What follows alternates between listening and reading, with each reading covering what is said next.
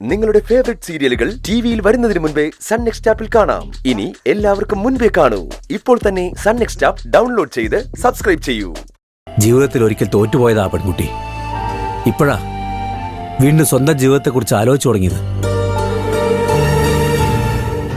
അരവിന്ദനെ കല്യാണം കഴിച്ച് ഈ വീട്ടിലെ മരുമകളാവണമെന്നാ ശ്രേയയുടെ ആഗ്രഹം. ആ ആഗ്രഹത്തെ തല്ലിക്കെടുത്താൻ പറ്റുമോ മോനെ? ഞാനിതൊക്കെ പറയുന്നുണ്ടെങ്കിലും വ്യക്തമായൊരു തീരുമാനമൊന്നും ഞാൻ എടുത്തിട്ടില്ല.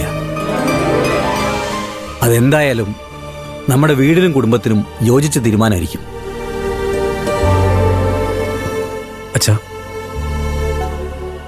ഞാൻ ശ്രേയെ സ്നേഹിച്ചിരുന്ന സമയത്ത് ചാരുവിനെ കല്യാണം കഴിക്കാൻ അച്ഛൻ പറഞ്ഞു. അന്ന് ആ തീരുമാനം എനിക്ക് തെറ്റായി തോന്നി. പക്ഷേ അച്ഛൻ്റെ ആ തീരുമാനം കാരണം എനിക്ക് നല്ലൊരു ജീവിതം കിട്ടി. പക്ഷേ ഈ കല്യാണത്തിന്റെ കാര്യത്തില് അച്ഛൻ അനുകൂലമായൊരു തീരുമാനം എടുത്താ അത് തെറ്റായി പോകുന്നൊരു തോന്നൽ.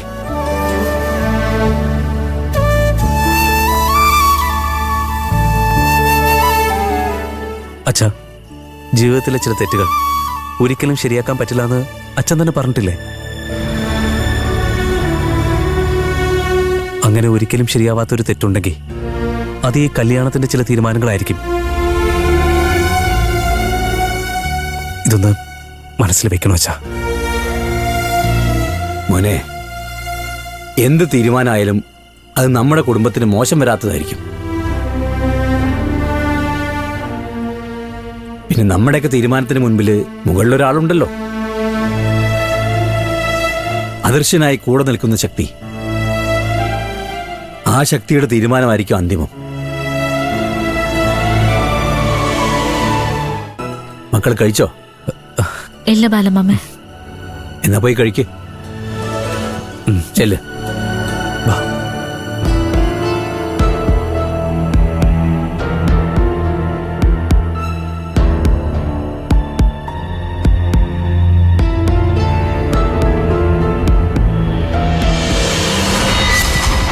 അമ്മേ, കഴിക്കാം. കുറച്ച് കഴിയട്ടടാ. ഈ കല്യാണം കഴിയുന്നത് വരെ മര്യാദയ്ക്ക് ഭക്ഷണം പോലും ഇറങ്ങില്ല. ആ, നിന്റെ വുഡ്ബിയാണല്ലോ വിളിക്കുന്നത്. എടുക്കെടുക്കെടുക്ക്, ലൗഡ് സ്പീക്കർ ഇട്. നിക്ക്, എന്താന്ന് ചോദിക്കട്ടെ. ആ ശ്രേയ, മോളെ പറ്റി ആലോചിച്ചപ്പോഴേക്കും മോളെ വിടി വന്നല്ലോ. അതാ നമ്മുടെ മനപ്പൊരുത്തം. അതെ ആന്റി, അതല്ലേ നമ്മൾ ഇത്ര പെട്ടെന്ന് അടുത്തത്. ആ അതെ, വെറുതെ വിളിച്ചാണോ? ഒരു പ്രധാനപ്പെട്ട കാര്യമുണ്ട്, അത് പറയാനാ വിളിച്ചത്. ആണോ? ആ, എന്നാ അരവിന്ദ് കൂടെയുണ്ട്. ഞാൻ സ്പീക്കർ ഇടട്ടെ? വേണ്ട, സ്പീക്കറിലിടണ്ട.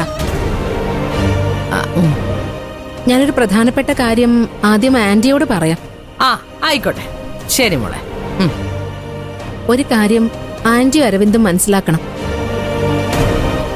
ഞാൻ പറയുന്നത് മനസ്സിൽ അണ്ടർലൈൻ ചെയ്ത് വെക്കണം. അത് കഴിഞ്ഞ് ഇക്കാര്യം അരവിന്ദനോടും പറഞ്ഞ് എപ്പോഴും ഓർമ്മയിൽ വെക്കാൻ പറയണം. ആ മോള് പറ. ഞാൻ ഈ കല്യാണത്തിന് സമ്മതിക്കാൻ കാരണം ആന്റിയുടെ മൂത്ത മകനെ ഇഷ്ടപ്പെട്ടത് കൊണ്ടല്ല, ആന്റിയുടെ രണ്ടാമത്തെ മകനെ ഇഷ്ടപ്പെടാത്തത് കൊണ്ടാ. ചതി ഒരു സാധാരണ കാര്യമല്ല ആന്റി, അത് ജീവിതമാകെ മാറ്റിമറിക്കും. ആകാശ് എന്നോട് കാണിച്ച ചതി കാരണോ ഞാൻ ഈ അവസ്ഥയിലായത്.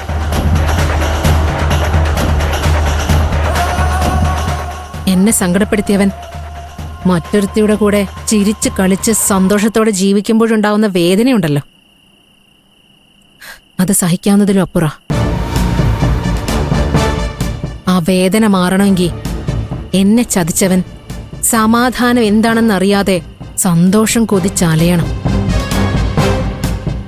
സമാധാനത്തോടെ ജീവിക്കാൻ പറ്റാതെ കരയണം. അവന്റെ കണ്ണീര എന്റെ വേദനയ്ക്കുള്ള മരുന്ന്. ആന്റിക്ക് ഞാൻ പറയുന്നത് മനസ്സിലായോ? Aunty, hello. ആ എല്ലാം മനസ്സിലാവുന്നുണ്ട്. ഞാൻ ഓപ്പണായി പറയാം. എന്നെ ചതിച്ച ആകാശിനോട് പകരം ചോദിക്കാൻ വേണ്ടിയാ ഞാൻ ആന്റിയുടെ മൂത്ത മോനെ കല്യാണം കഴിച്ച് ആ വീട്ടിൽ കാലെടുത്ത് വെക്കാൻ പോകുന്നത്.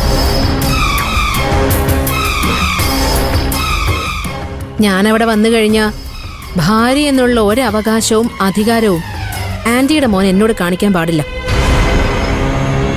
ഒന്നും പ്രതീക്ഷിക്കാനും പാടില്ല.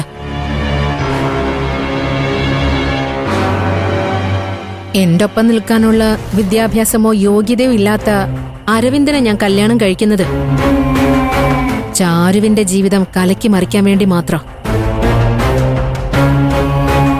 ആന്റി, ഹലോ, കേൾക്കുന്നില്ലേ? ഉണ്ട്, കേൾക്കുന്നുണ്ട്. ഇതൊക്കെ കൊണ്ടാ ഞാൻ അരവിന്ദന് ഭർത്താവ് ഉദ്യോഗം കൊടുക്കാൻ പോകുന്നത്.